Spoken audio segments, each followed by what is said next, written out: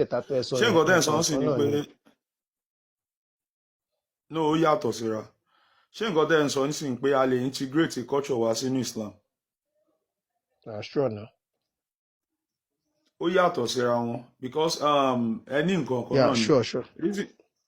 reason tó ṣe yàtọ̀ lélẹ̀ Islam ó ní òfin títí ẹ̀ even Islam ní governing body ṣe understand ó ní taxation system títí ẹ̀ to create even àwọn ó Bẹ́ẹ̀ni, create a bẹ́ẹ̀ni. system tó jẹ́ pé àwọn tí ò bá tún ṣe Muslim nílùú tí Islam bá ti ń tí bóyá Islam lọ kọ́ńkà àwọn nílùú wọn àwọn tí ò ń ṣe mùsùlùmí nílùú yẹn wọ́n ní mode tí wọ́n fi ń tax wọn tó yàtọ̀ sí ti àwọn ará ìlú so let's assume pé ìlú ti wá wà tó jẹ́ secular state òfin kan ló govern everybody nílùú yẹn báwo ni a ṣe fẹ́ mú òfin yẹn òfin tó ń govern anybody báwo la ṣe lè adopt ẹ̀ tá a máa máàjẹ̀ pẹ̀lú àwọn tí ò ń ṣe mùsùlùmí nílùú yẹn nígbà tí òfin Islam tó sọ yìí pé ó ní iye tí ó yẹ kí àwọn tí wọn ò bá kí ń ṣe mùsùlùmí tó yẹ kán máa san tí wọn bá fẹ́ kí wọ́n kógun jà wọn àbí kán lé wọn kúrò nílùú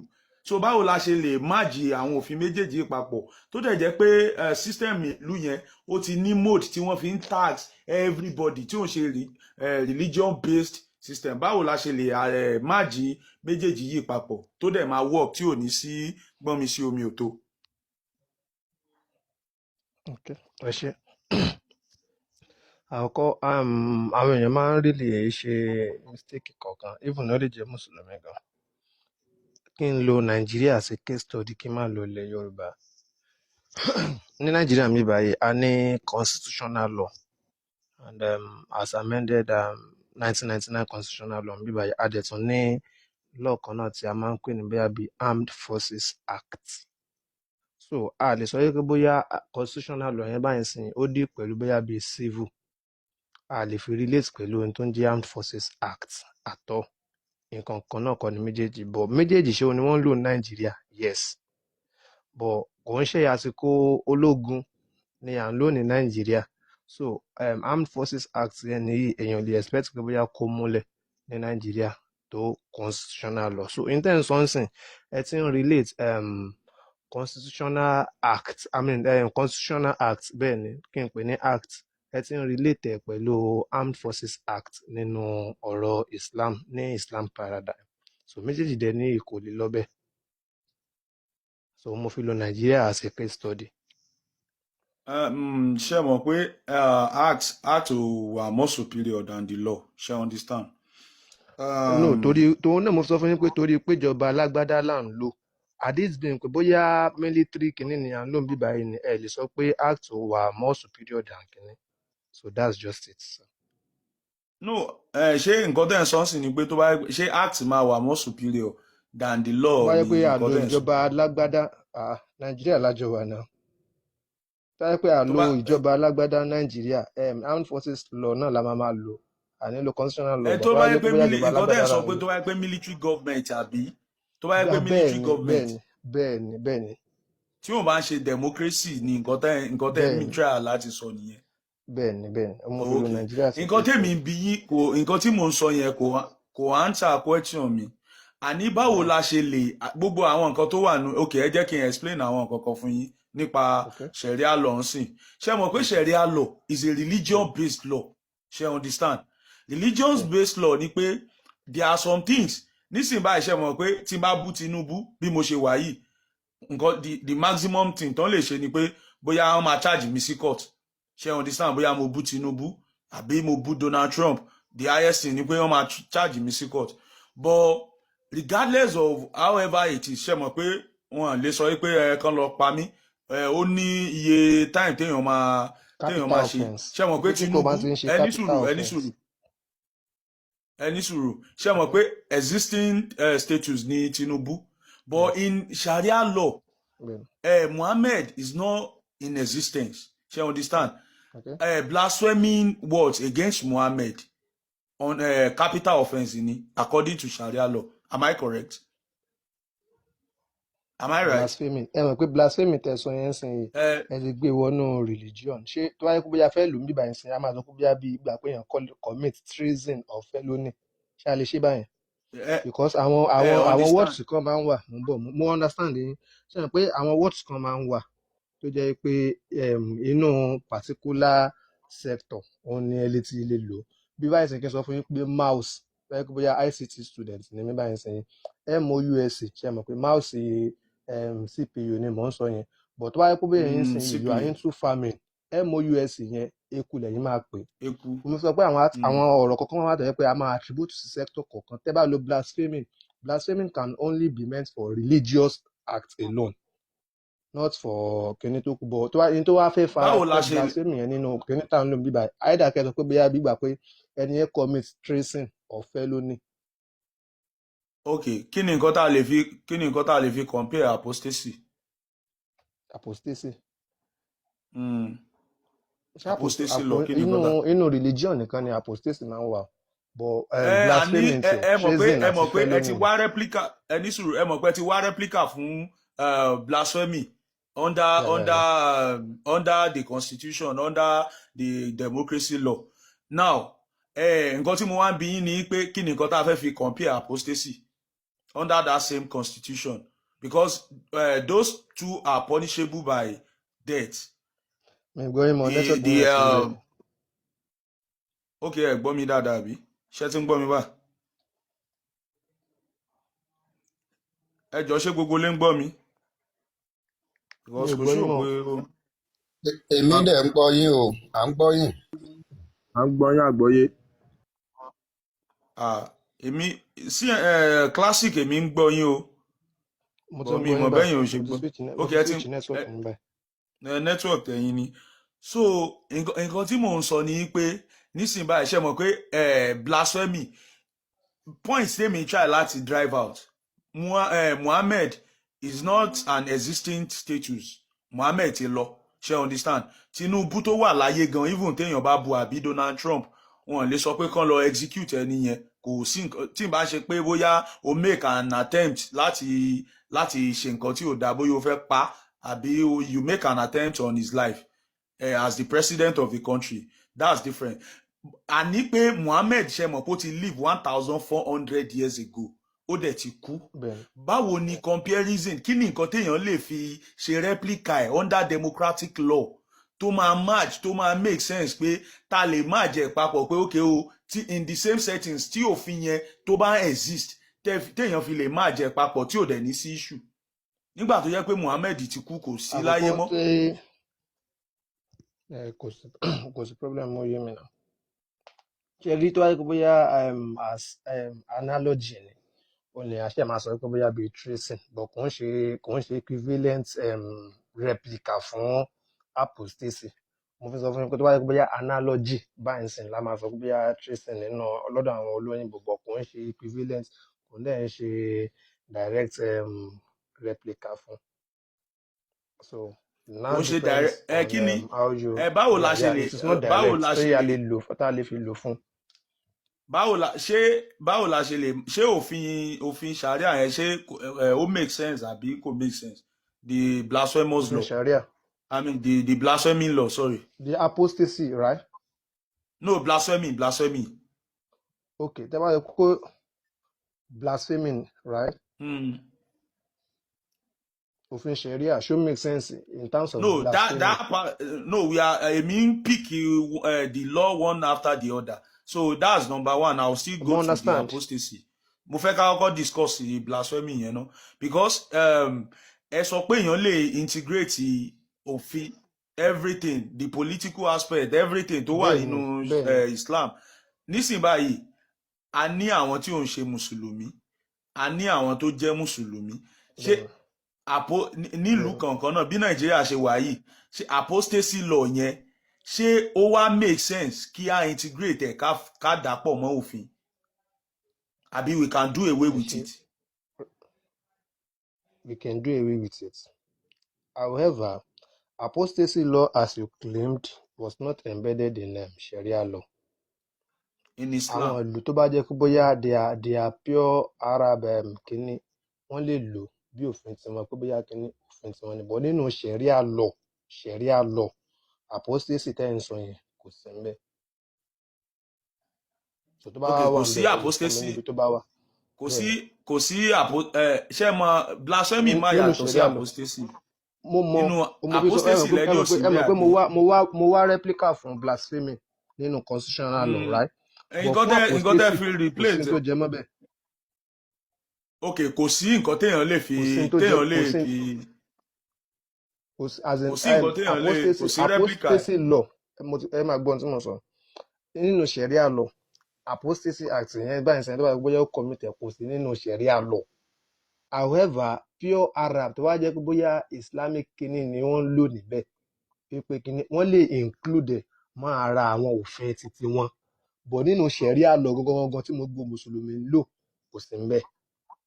Kí n fún yín ní instance báyìí sẹ́yìn pé bóyá gbogbo kò òfin sí pátápátá bẹ́ẹ̀ ni nínú ṣẹ̀ríà law gangan tí gbogbo mùsùlùmí àgbáyé ń lò, but pure Arab countries wọ́n lè fi sínú òfin titi wọn kán include ẹ̀ mára òfin titi wọn, ìgbàláyè wà ń bẹ́ẹ̀ pé bóyá àwọn edit mi ò òfin titi wọn lọ́dọ̀ titi wọn mi ó ò normal. understand nǹkan tẹ́ ń sọ mi ò understand nǹkan tẹ́ Ó ń yẹ sọ. ẹ jẹ́ kí n sọ fún yín báyìí ṣé ẹ jẹ́ kí n fún yín ní instances kọ̀ọ̀kan báyìí sí. Ẹ máa mọ̀ pé wọ́n máa ń sọ pé rulings ìṣèjọba North Korea wípé ó really le gan. So tí èèyàn bá yẹ kó bóyá ó ń ṣe nǹkan kan níbẹ̀ báyìí sí tá bá yẹ kó bóyá fẹ́ máa mú replica ẹ̀ wá síbí báyìí ó níbi tí kinní replication yẹn tí ó máa dé, ó ní stage ó dẹ̀ ní limit tó máa dé pẹ̀lú bí wọ́n ṣe ń ṣèjọba ní North Korea. So apostasy act nínú Islam Islam kò sí nínú Sharia. However Arab country in ẹ̀mí pé plus apostasy law ò sí nínú sharia. bẹ́ẹ̀ ni tí mo sọ wọn gan nìyẹn.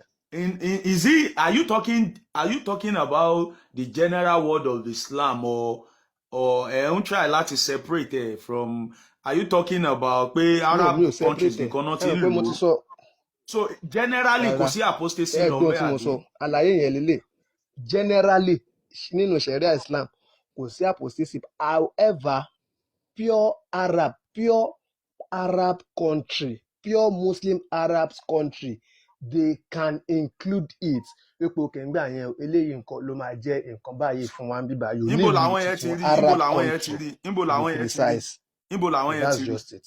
níbo làwọn yẹn ti rí níbo làwọn yẹn ti rí tó fi include ẹ̀? Mi ò mọ ibi àwọn tán tẹ́ ti lo rí kàn yẹn. tẹ́ ẹ máa sọ ibi tán ti rí fún mi inú mi á dùn tẹ́ bá lè sọ ibi ok tán ti rí ẹ fún mi. mọ bí tán ti rí apostasy law. Ṣé ẹ̀gbọ́n tí mo sọ ni apostasy law kò sí nínú Islamic Sharia. Islam is a universal religion to be precise. So wọ́n wá fi sọ fún yín pé kò sí nínú Sharia. However pure Arab Islamic country, I repeat pure Arab Islamic country wọ́n lè include ẹ̀ sínú law títí wọn. Ìṣèjọba orílẹ̀-èdè ìlú kọ̀ọ̀kan nìyí ó yàtọ̀ ní tó bá jẹ́ offence lọ́dọ̀ tí wọ́n gbà ilé máa jẹ́ offence ní ibi ìjọba àbòmí even ní Ghana ní níbo náà ti ilẹ̀ ń lo bíbá níbo náà ti ó ń lè lo má jẹ́ níbo bẹ́ẹ̀. náà ti ń lo fún sharia law níbo náà ti ń lo fún sharia law because nǹkan Fún táyà sọ Sharia yìí law a máa ṣèwádìí ẹ̀ sí yàn. sure now mo rí gbogbo àwọn èèyàn tó wà ń bíbá ẹ̀ náà so kò dẹ̀ ṣe pé bóyá èèyàn kan máa sọ̀rọ̀ òdo kọ́nà wọn má jẹ́ àṣẹ̀sìn. So ibi tí wọ́n ti ń lo fún Sharia àwọn law definitely àdádálẹ̀ ẹni sùúrù àdádálẹ̀ àwọn Arabic countries ní apostasy law tó bá ń lò nílùú wọn right? Is that your point? tí àwọn bá include ẹ̀ àwọn ni wọ́n fi sí lọ́dọ̀ títí wọn. níbo làwọn ti rí mi ò lè máa tú kíní wọn ó dà gẹ́gẹ́ bí kẹ́ máa sọ fún mi pé ní China ipò ẹni tó bá kíní magistrate wọn jọ òní tí ó jẹ́ owó tí wọ́n pa kí wọ́n á sọ pé bó náà ti rí lọ yẹn màá kọ́kọ́ bira mi pé kí n tèmi òfin títí wọn nìyẹn pé ẹni tó bá ti kówó nínú àwọn mo bọ̀ àkùrà yìí. That's not their own is not a religious based law. mo mọ̀ túmọ̀ ẹ̀ ó mo fi sọ fún yín pé títí tèmi kọ́ ni pé kí n lọ máa bá wọn China yìí pé bóyá ìbò náà ti rí ibi táwọn náà ti rí mi ò mọ̀ tẹ́yìn bá sọ ibi tán ti rí báyìí sí inú mi á dùn ká dẹ̀ fact check ẹ̀ pé báyìí ni wọ́n ti rí lóòótọ́. eléyìí tó wà nù àdìtì ńkọ́ tó sọ pé táwọn èèyàn bá fi ẹ̀sìn wọn sílẹ̀ kí wọ́n pa wọ́n. ẹ ṣe àkọ́kọ́ nínú Islam a máa ń ní nǹkan kan tó máa ń pè ní faraidu, that is farudu, a máa ń ní sunna So Adamani Mustab. So and Sharia law comprises of Quran or authentic Hadith Sunnah. So anything tí ó bá ti exceed the Quranic statements, I repeat, anything tí ó bá ti exceed anything, because primary source gbogbo Mùsùlùmí láyé worldwide òun ni Quran.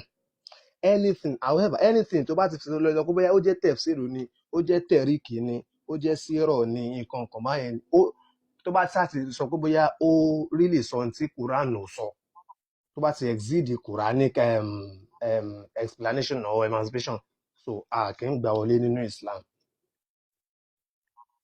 A kì í Okay. gbà wọlé nínú Quran Islam. 489, go. Share it really. Have you seen that before? Quran 489. You can bring it on. Okay. Let me do that just now.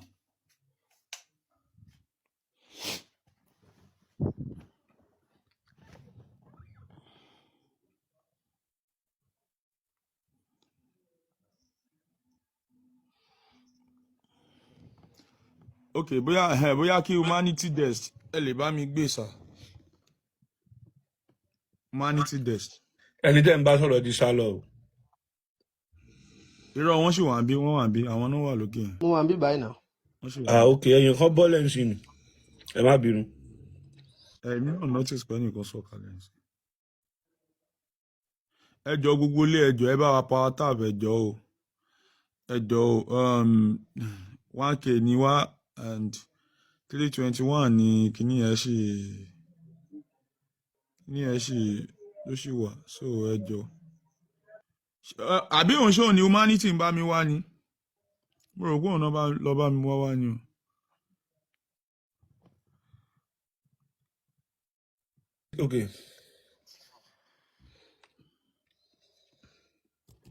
ok Ó yá CMB classic ó yá wọ́n ti gbé síbẹ̀. ẹ má bínú fóònù yìí ó lẹ́jú pani lẹ́ẹ̀kan yẹn mo kàn ń gbọ́ yín mi ò lè tẹ̀. ok ó yá classic ẹ bá wa kà. Verse yẹn sọ wípé they wish you would disbelieve as they have disbelieved. So you may wọ́n rò all pé be ẹ máa alike. ṣàìgbàgbọ́ gẹ́gẹ́ bí àwọn náà ṣe ṣàìgbàgbọ́. So you may all be alike. Kí ẹ lè jọ di nǹkan kan náà. So do not take them as allies unless they emigrate in the cause of Allah. Ẹ má ṣe mú wọn ní ọ̀rẹ́ ayò àyàfi tí wọ́n bá wá sí ọ̀dọ̀ Allah. But if they turn away, Tí wọ́n bá kọ ẹ̀yìn sí Allah tí wọ́n sọ pé àwọn ò ṣe Islam. then seize them and kill them wherever you find them. Ẹ gbá wọn mú. Okay, ẹ má bínú. Seize them and buy them wherever you find them. Wọ́n ní tí ẹ gbá wọn mú kẹ́ẹ̀dẹ̀ pa wọ́n níbikíbi tí ẹ bá ti bá wọn. And do not take any of them as allies or helpers. Wọ́n ní kí ẹ má ṣe mú ẹnikẹ́ni nínú wọn ní ọ̀rẹ́ ayò tàbí olùrànlọ́wọ́. Ó nìyẹn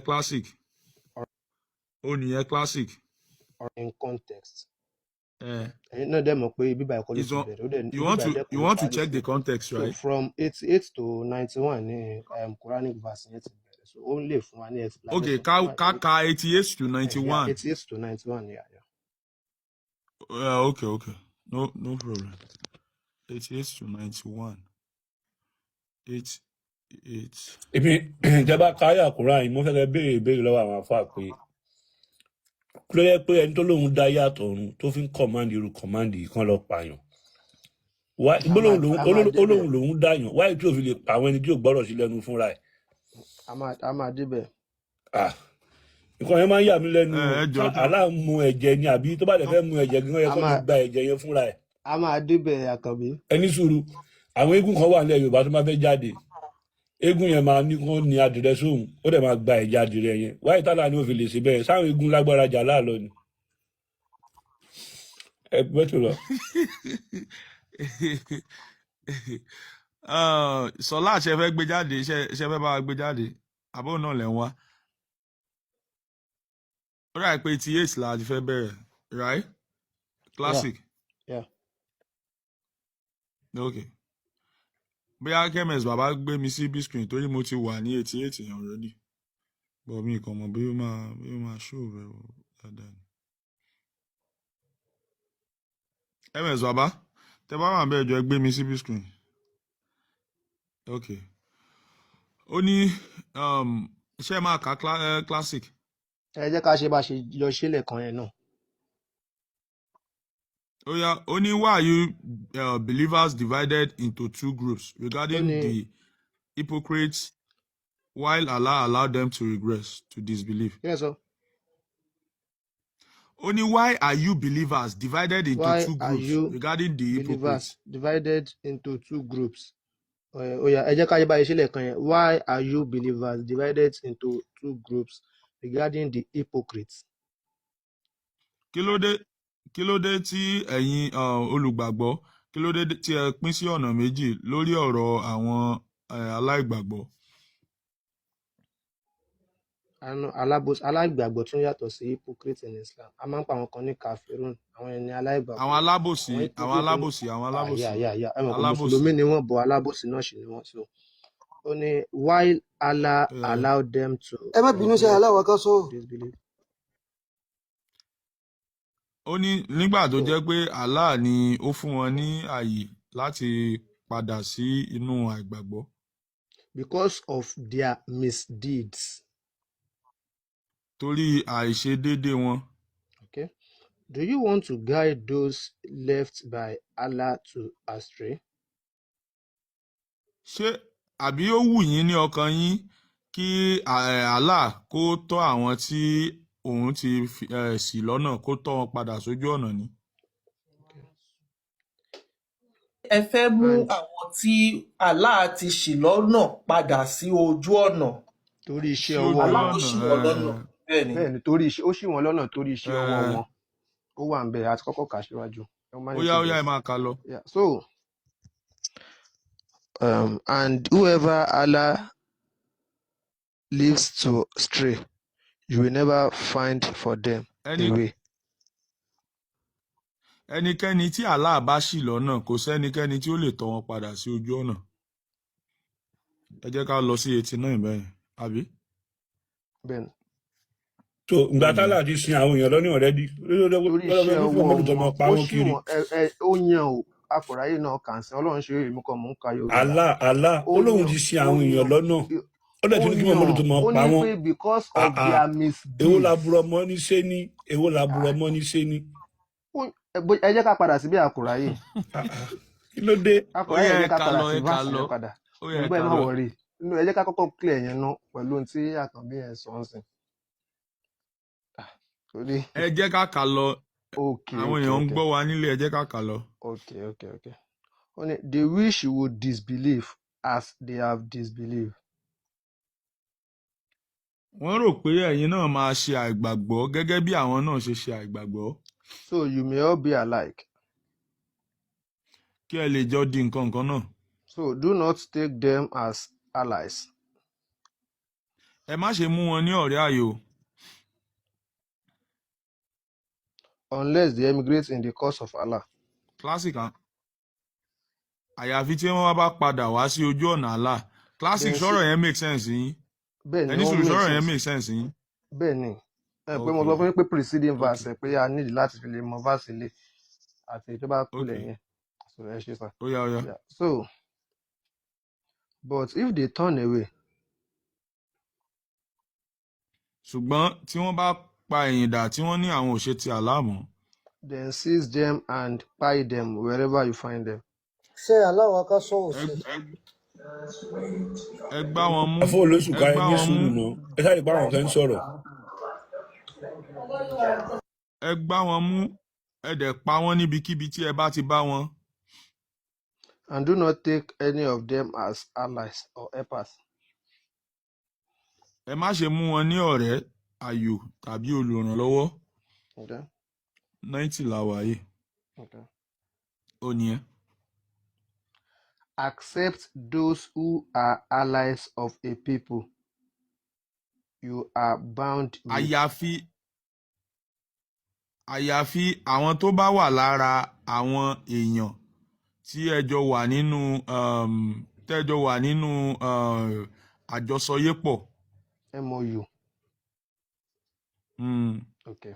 So or those wholeheartedly opposed to fighting either you or their own people. àbí àwọn tí wọ́n sọ wípé nínú ọkàn wọn àwọn ò fẹ́ bá ẹ̀yin jà àbí àwọn èèyàn wọn. If Allah had willed, tí ó bá wù Allah, He would have empowered them to fight you. ìbá ti fún wọn ní agbára láti bá yín jà. So if they refrain from fighting you, tí wọ́n bá kúrò ní ọ̀nà tí wọ́n ti ń bá yín jà, tí wọ́n kò bá yín jà. and offer you peace, tí wọ́n dẹ̀ fún yín ní àlàáfíà. then Allah does not permit you to harm them. Allah ò fún yín láàyè láti fi nǹkan kan ṣe wọ́n. Okay. Ẹ ká lọ sí 91 báyìí sọ. kòráyà kò lè máa ka Quran kiri ṣùgbọ́n ẹ̀rọ pé gbogbo fásì Quran tẹ́ ń kà yẹn gbogbo ẹ̀ ló ní sábàbí tiẹ̀ lọ́tọ̀ọ̀tọ̀. Ẹ má wọrí inú no. eléyìí. ẹni sùúrù sílé kéwà àdẹ̀sẹ̀ wòlímọ̀ bíbá yìí tọ́pìkì Quran kan ẹ máa yanjú ẹ̀ a kò lè máa ka Quran lọ́nà why now are we a baby?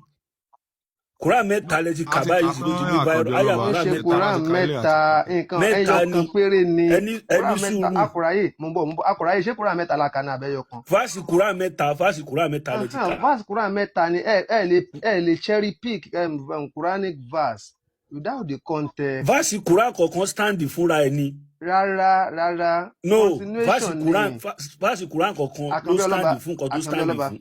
Àkànbí ọlọ́ba. Why David ṣe báyìí ẹni ká máa ka Quran lọ sí ẹ̀yìn lẹ́kọ̀ọ́ wá síbí ni ẹ tí ti tọ́pìkì kọ̀ọ̀kan. mo ń bọ̀ Àkànbí ọlọ́ba tẹ́ bá ń ka òyìnbó lọ́wọ́ tí ẹ bá débi paragraph kan tó sọ fún yín pé but paragraph yẹn bẹ̀rẹ̀ láti but tàbí however ṣé ibi tí paragraph yẹn ti bẹ̀rẹ̀ nìyẹn ni àbò ní nǹkan kan tó ń sọ̀rọ̀ bọ̀ níwájú Àkànbí ọlọ́ba. ọkọ̀ tó sọ̀rọ̀ sí òyìnbó ti di Quran ẹni fi Quran àti òyìnbó wéra ẹ má wọrí ti yín bàbá akùráyè ẹni fi dísánárì wé Quran báyìí sí ìgbà tẹ́ni kọ́ gbé Quran kó jáde mú bọ̀ wá ẹni kọ́ gbé Quran kó jáde Quran tó gbé jáde ẹ̀ka yẹn níbi tálà ti sọ pé òun lòun sin àwọn tí wọn bá jẹ́ olùgbàgbọ́ òun lòun mọ̀mọ́ sí wọn lọ́nà ẹni sùn ẹtú ka next Quran ìyẹn sọ pé kán mú wọn kán dè wọn kán bẹ́ wọn ní ọrùn èyí tẹ́tú kàtọ́ náà ń sìn ìyẹn sọ pé tó bá ti sọ̀rẹ́ndà fún òun tó bá ti sọ̀rẹ́ndà fún wọn kó má bá wọn jà so èwo la fẹ́ tẹ̀lé nínú mẹ́rẹ̀ẹ́ta báyìí sìn. gbogbo tẹ́ ń sọ látẹ̀lẹ̀ kan báyìí sìn àti máa parí ní tàǹkà. ìkọ́ tẹ́ ń kà sí is not the same. àkọ́yé ẹlẹgbẹ́tẹ̀ sí ayé ẹ̀ wá fọ́ ìsìn náà ẹ̀ka kàtẹ̀ sí ẹ̀. it's not the same. ẹ má wọrí gbogbo ẹ̀ a máa ṣíṣọ lórí eégún. akọ̀ráyè wà níbí báyìí. bàbá Àkànbí a máa ṣíṣọ lórí eégún ó yá classic ó yá ẹ̀ka. You will find others who wish to be safe from you and from their own people ẹ máa rí àwọn kan tí wọ́n ń wá ọ̀nà bí wọ́n á ṣe kó yọ lẹ́yìn ọwọ́ yín àti lọ́wọ́ àwọn èèyàn wọn. Yet they cannot resist the temptation of disbelief or hostility. ṣùgbọ́n bó tilẹ̀ jẹ́ pé wọ́n lè ṣe ìdánníwò àìgbàgbọ́ àbí ìkárẹ̀. Wọ́n lè resist the temptation bẹ́ẹ̀ jẹ́ kí n gbà wọlé báyìí náà. If they do not keep away. tí wọn kò bá sá lọ. tí wọn kò bá ṣẹ́rí padà a lè lò báyìí náà. Offer tí wọn kò bá ṣẹ́rí padà ẹni sùúrù tí wọn kò bá ṣẹ́rí padà. Okay. If they do not tí keep away. wọn kò bá ṣẹ́rí padà kúrò nínú Islam. mo mọ̀ kọ́má. tí wọn kò bá ṣẹ́rí padà. Okay. Kọ́má offer you peace. tí wọ́n dẹ̀ fún yín ní àlàáfíà. ẹ mọ̀ pé dúnà bẹ́ẹ̀ ṣe máa tún kọ́ nìyẹn. If they do not keep away not yẹn ṣe ń lọ bá offer you peace yẹn ni o. ṣé ẹ mọ̀ ṣá. nínú kọ́ máa wà ń bẹ̀ so. ok òun náà ni mo sọ fún pé o ká tún bẹ́ẹ̀. if they do not keep away kọ́má offer you peace tí wọ́n dẹ̀ offer yín ní peace. tí wọ́n dẹ̀ fún yín ní àlàáfíà. tí wọ́n dẹ̀ fún yín tí wọ́n dẹ̀ fún yín ní àlàáfíà. Or refrain from attacking you. Tí wọ́n kò dẹ̀ jáwọ́ láti máa bá yín jà. Then seize them and buy them wherever you find them. Ẹ gbá wọn mú kẹ̀dẹ̀ pa wọ́n níbikíbi tí ẹ bá ti bá wọn. We have given you full permission over such people. What down? A ti fún yín ní agbára ní orí irú àwọn èèyàn wọ̀nyí. Mr. Ìṣọ̀lá, kí ló ṣe yín náà tẹ́ bá ṣe báyìí? Ṣé bẹ́ẹ̀ ṣe kúrẹ́ pé wọ́n ṣe nǹkan ni? Kí ló ṣe yín náà? So classic àti kàtán báyìí. Bẹ́ẹ̀ni. So kí ni nǹkan tẹ́ fẹ́ ká ṣe pẹ̀lú ẹ̀? No, ẹ mọ̀ pé ìpìlẹ̀ ibi tá a ti lọ. Èmi ti sọ nǹkan tí ó wà ń bẹ̀ fún yín. Bẹ́ẹ̀ni. Mo ní pé bóyá ọ̀rọ̀ ṣẹ̀ríà ọ̀nà ṣẹ̀ríà pé bóyá the pie of the sin. Yeah. Verse Quran tí ẹ mú wá ẹ mọ̀ pé kó tó di pé àwọn ní Quranic verse mo sọ kan fún yín nípa constitutional law tí mo gbà tí mo lo Nigeria as case study fún yín nípa constitutional law tá à ń lo mìíràn àti Armed Forces Act tá à ń lò ní Nàìjíríà wípé méjèèjì nǹkan kò rí lè papọ̀. However, Nigeria náà ti ń lo méjèèjì. Gbogbo verses tẹ mú wá fún wa báyìí sin it is concerned military law. Mo fi sọ pé ká sọ pé bóyá nínú Nàìjíríà bẹ́ẹ̀ni. Ẹni sùúrù military law ni nǹkan tí wọ́n sọ bẹ́ẹ̀ yẹn àbí. Bẹ́ẹ̀ni the verse is about military. Ẹ jẹ́ kí mi wá burst bubble yín bá. Ẹ jẹ́ kí n wá burst bubble yín. Èmi ti sọ point tèmi lórí ẹ̀. Ẹ̀yin kan sọ point tí ẹyọ kan kó tó di pé burst bubble mi lórí ẹ̀. Point tẹ̀yin lórí ẹ̀. Kò right. Ẹ̀yin kọ́kọ́ pinpoint ẹ jẹ́ ká kọ́kọ́ mọ point tẹ̀yin kan gan kọ́kọ́ dúró sínú kó tó di pé burst bubble wa. Point tèmi lórí ẹ̀ they wish you would disbelieve. Sir ẹ jẹ́ kí n sáré ka. Torí instead tí ẹ máa fi long ẹ lọ bá yẹn ṣé ẹ má gbàgbé ẹjọ́ gbogbo wa la rí chain of narration yín bó ṣe ń bọ̀ ibi tẹ́ hámà lé lórí ni wípé apostasy law pé kò sí fún general countries kò ń ṣe general pé àwọn ilẹ̀ Arabu nìkan ni wọ́n ti practice ẹ pẹ́ fún wa bàbá humanity day. Okay, so ẹjọ́ akóráyè ṣe rí nǹkan tí classic máa mú jáde ń sìn ni pé kí wọ́n fún wa lẹ́rìí ẹ lè gbé èmi sí big screen èmi ti béèrè ń pé ṣé apostasy law ṣé ilẹ̀ Arabu nìkan ló wà fún àbí Islamic law àbí Islamic law ẹ lè gbé mi sí big screen kí n dẹ nǹkan tó dẹ̀ gbé jáde èmi tí mo lọ náà nìyẹn so bọ̀ kọ́kọ́ fẹ́ gba bọ̀ ó yá ẹ fi hàn wọ́n ẹgbẹ́ humanity day bọ̀ èmi kàn fẹ́ gbé wọn lọ síbì kan tó lágbára díẹ̀ ni ó yẹ kí n ó yá classic ó yẹ ká. No comma no kọ́kọ́ down no classical Islamic jurisprudence traditionally viewed apostasy rulings as general laws applicable across any Islamic jurisdiction, not as geographical rules restricted to the Arabian Peninsula. Key points regarding our apostasy. Simple classic need àti máa jiyàn anything nǹkan tẹ́yìn máa wá ṣe lélẹ̀ ẹ ní sùúrù sà humanity day mo ti gbọ́ ti yín ẹ̀yẹn wá mú tọ̀dọ̀ yín jáde sà ṣé mo wá lè sọ nǹkan kan báyìí sìn ẹ máa sọ̀rọ̀ sà ẹ̀yẹn wá mú tọ̀dọ̀ yín jáde níbi tó ti contradict lè simple ó ti tán sà. Okay, ibi tó ti contradict ẹ̀ òun ni mo kọ́kọ́ sọ fún yín kó tó di pé akọ̀ráyè gbé Quranic verse wa mo sọ fún yín pé Sharia law comprises of two things Islam àti authentic hadith àti sunnah òun ló comprise and however Islamic source wa primary Islamic source wa tó lágbára jùlọ Quran ni ẹ mú wá fún mi níbi tí apostasy law wà nínú Quran tí kò bá ń ṣe pé bóyá àwọn àyà ojú ogun tí ẹ̀ ń ká wá fún wa ẹyọ kan péré nínú Quran ẹ fún wa ní evidence ẹ. Àyà ojú ogun. Yàtọ̀ sí àwọn àyà ojú ogun tẹ̀ ń ká. Bẹ́ẹ̀ ni ibi tí apostasy lọ ẹ mọ̀ pé mo fẹ́ béèrè question kan lọ́wọ́ yín. Akùráyè. Ṣé ẹ mọ̀ pé tí Islam bá fẹ́ sọ pé bóyá ó pa àwọn mùsùlùmí láṣẹ generally entirely ṣe get ó máa ń lo wọ́ọ̀dù kan fún wọn as authority tẹ̀ jẹ́ ṣe get wípé bóyá jẹ́ authority yẹ kẹ̀ máa wọ́ọ̀dù yẹn ọ̀ tó bá jẹ́ pé bóyá àwọn specific scenario pé bóyá certain scenario nǹkan kan ṣẹlẹ̀ tí àyà wa dé bá ẹ get ipò fún àwọn èèyàn tí wọ́n wà ń bẹ̀ nígbà yẹn ẹ mọ̀ pé ẹ má jẹ́ ká gbàgbé pé Islam take record of the past ó guide wa lórí present and ó dẹ̀ present àwọn nǹkan tó máa ṣẹlẹ̀ ní future lẹ́kọ̀ọ̀kan so the record of the past. báwo la ṣe lè distinguish láàrin gbogbo nǹkan yẹn.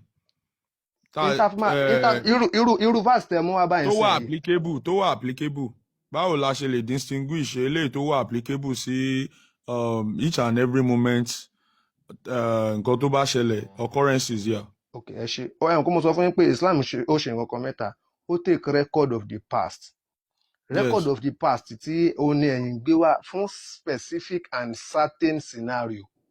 Okay, let me show you one moment ó ní ẹ̀yin gbé wá in tó ṣẹlẹ̀ nígbà yẹn it is not applicable for us now. Let me show you one ayah now. Okay.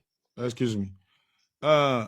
Humanity days mo ń bọ̀ akùráyè ẹjọ́ mo ń bọ̀ Humanity days ẹjọ́ ẹ máa ṣe kan fún mi kí ní Apostasy tẹ béèrè báyìí sìn yìí mo fẹ́ kẹ́ ẹ járọ̀ mi ní ojú gbogbo àwọn èèyàn bíi 1000 plus followers fún wa ń gbà yẹn ẹ gbé kínní Quran 489 ti akùráyè yẹn tí wọ́n fún mi yẹn ẹ tẹ̀ sí ChatGPT tẹ́ ti béèrè eléyìí pé ṣé Quran 489 ṣé ó ń túmọ̀ apostasy law nínú Islam ẹjọ́ ẹ ṣe báyẹn ẹ ṣe bàbá mi Humanity ẹ má bínú pé mi ò tó ràn yín ṣe o so ẹ jẹ́ ká máa bá báyẹn lọ nígbà tí wọ́n bá ń ṣe lọ́wọ́ akùráyè.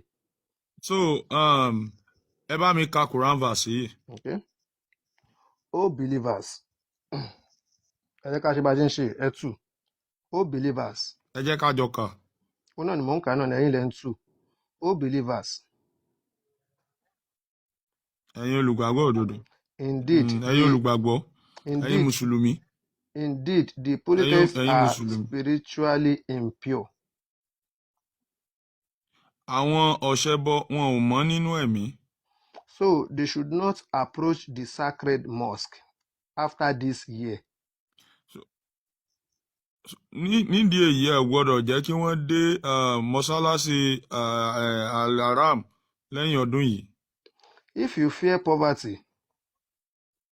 Tí ẹ bá bẹ̀rù kò sí àbí báwo ni mo ṣe fẹ́ sọ poverty. Tẹ́ bá ń páyà òṣì. Tẹ́ bá bẹ̀rù òṣì tẹ́ bá páyà òṣì yà. Allah will enrich you out of his bounty. Allah máa fún yín ní owó ọrọ̀ púpọ̀ nínú àpò ara rẹ̀. If he wills. Tí ó bá wù Allah. Surely. Dájúdájú Allah ni ó mọ̀ jù tó dẹ̀ ní ọgbọ́n jù. All wise. Ó yá ẹ bá wa ka ilé. Ẹ̀sùn sórí ìta díẹ̀. Okay. Fight those who do not believe in Allah and the last day. Ẹ bá àwọn tí wọ́n gbàgbọ́ nínú Allah àti ọjọ́ ìkẹyìn ẹ bá wọn jà. Nor comply with what Allah and his messenger have forbidden. Tí wọn ò dẹ̀ ṣe ní èèwọ̀ èyí tí Allah àti òjíṣẹ́ Allah ti ṣe ní èèwọ̀. Nor embrace the religion of truth from among those who are given the scripture. Tí wọn dẹ̀ gba ẹ̀sìn òdodo nínú àwọn èyí tí a ti fún ní ìwé. Until they pay tax. Títí wọ́n á fi máa san owó orí. Willingly submitting. Fully humbled. Ní ẹni yẹpẹrẹ. CMB. Àyà Quran àtàkà yìí. Ṣé ojú ogun ni àbí kò ń ṣojú ogun? Ẹ rí i pé tí mo sọ fún yín nìyẹn pé ẹ̀hàn kó mo sọ pé. Ṣojú ogun ni àbí kò ń ṣojú ogun? Ṣé kí n sọ̀rọ̀ sà? Ṣé kí n sọ̀rọ̀ akọ̀ráyè? Mo ní ṣojú ogun ni àbí kò ń ṣojú ogun? Ara ayé ojú ogun ni. Ṣé mo lè sọ̀rọ̀ báyìí? Ó yá ẹ sọ̀rọ̀. Ọ̀rọ̀ tí mo sọ ò ní ju 30 seconds lọ.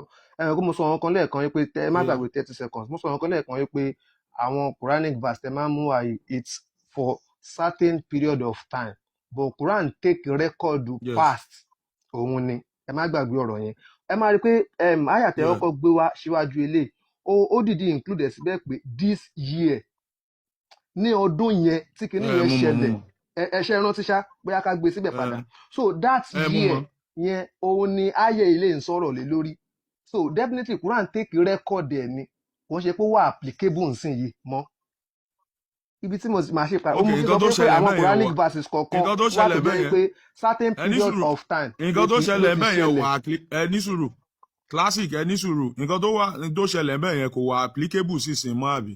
bẹ́ẹ̀ ni. kó dẹ̀ di Old Testament. ẹjọ ẹni tó ṣe ẹ lóyún ẹ bá mi mute ẹjọ ẹni sùúrù ẹjọ humanity ẹjọ ẹ bá mi lọ sí Google. Ẹ béèrè ní Google pé are non-Muslim allowed to enter Mecca or live in Mecca? Ẹ jọ̀ọ́ ẹ bá mi lọ síbẹ̀ báyìí. Màá bá yín torí ó ní kí n gbé kan wá lẹ́ẹ̀kan mo ti gbé síbẹ̀ kán gbé mi sí bísíǹ kẹ́ẹ̀ka sódà má lè lọ gbé yẹn wá má lè screenshot. Ó yá ká.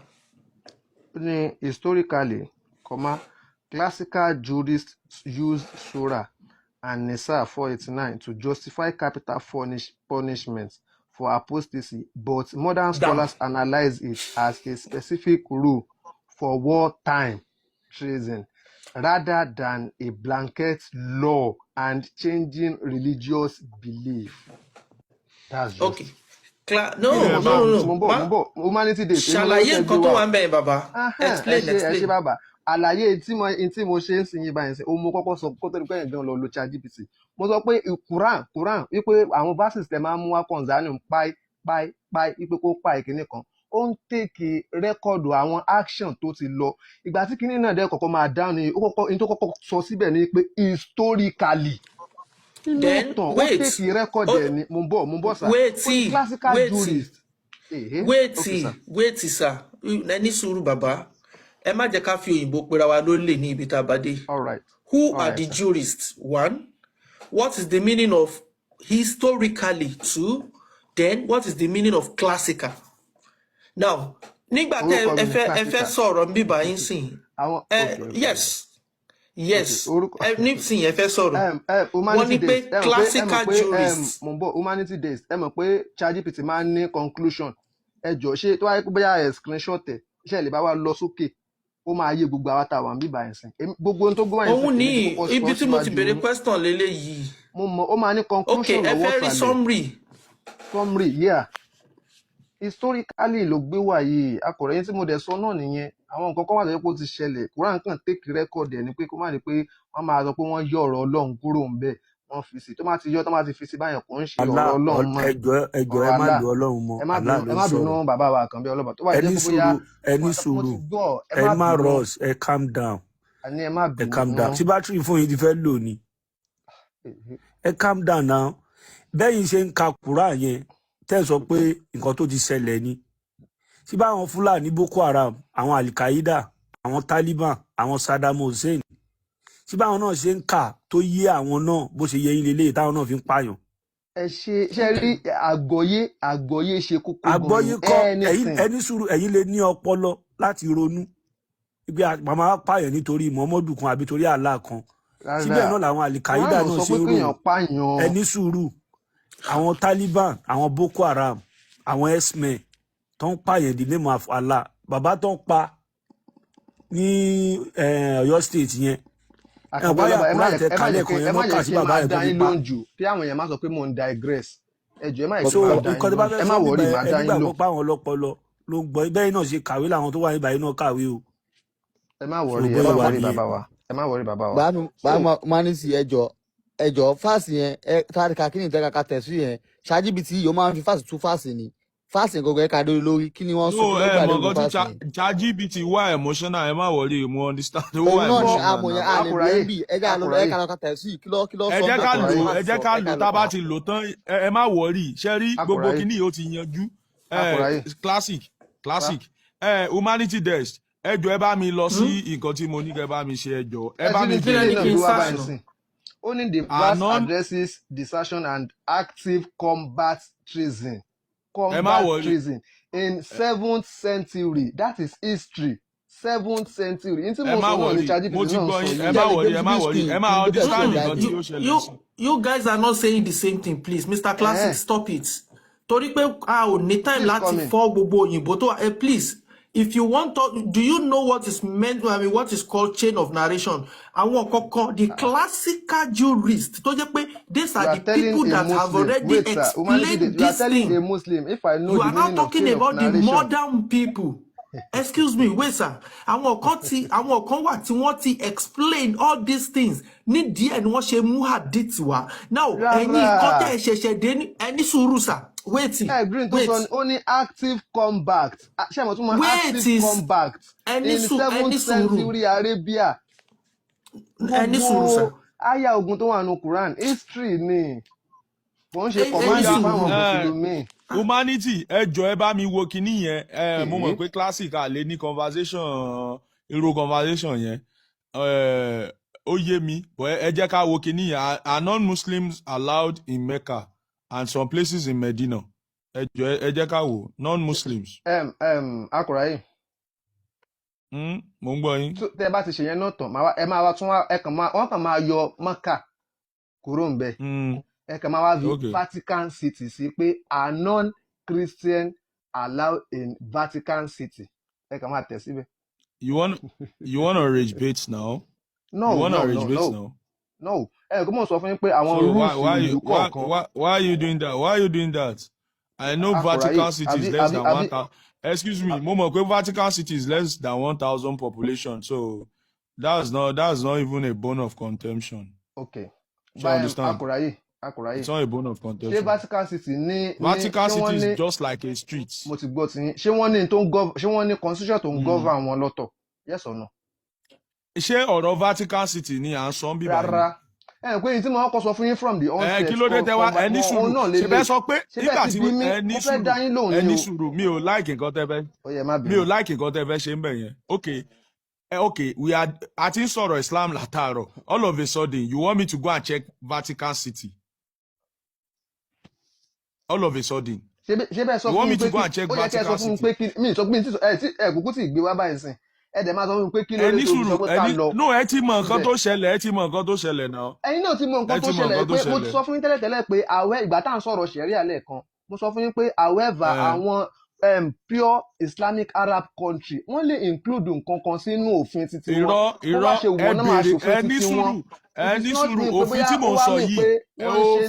ń sọ yìí ẹni sùúrù jàre ẹni sùúrù òfin tí mò ń sọ yìí wọ́n á ṣáìtì sí Quran verse tí ó fà á tí wọ́n fi àti gbà yẹn tó fà á tí wọ́n fi kí n allow ẹ wo nǹkan tó kọ síbẹ̀ ṣé tí wọ́n tiẹ̀ tún gbé sign post tí wọ́n ṣe síbẹ̀ ẹ rí bó ṣe rí gẹ́lẹ́ náà ṣe gbé wá yìí. ó yá Akùráyè ó yẹ ní sùúrù ẹ máa sọ̀rọ̀ lọ màá bá yín gbé ti Vatican City jáde nsìn. ó ní non-Muslim ẹ jẹ́ kí n ka kíní yẹn. ẹ jẹ́ ká kà Humanity Days ẹ jẹ́ ká kà. apá ọ̀nà yóò kẹ́ gbé wa. ẹ jẹ́ ká kà tán Humanity Days yà. ó ní no ṣé ẹ máa bá mi tún Yorùbá Akùráyè bá a ṣe ń ṣe lọ yẹn ẹ má bínú ẹjọ́.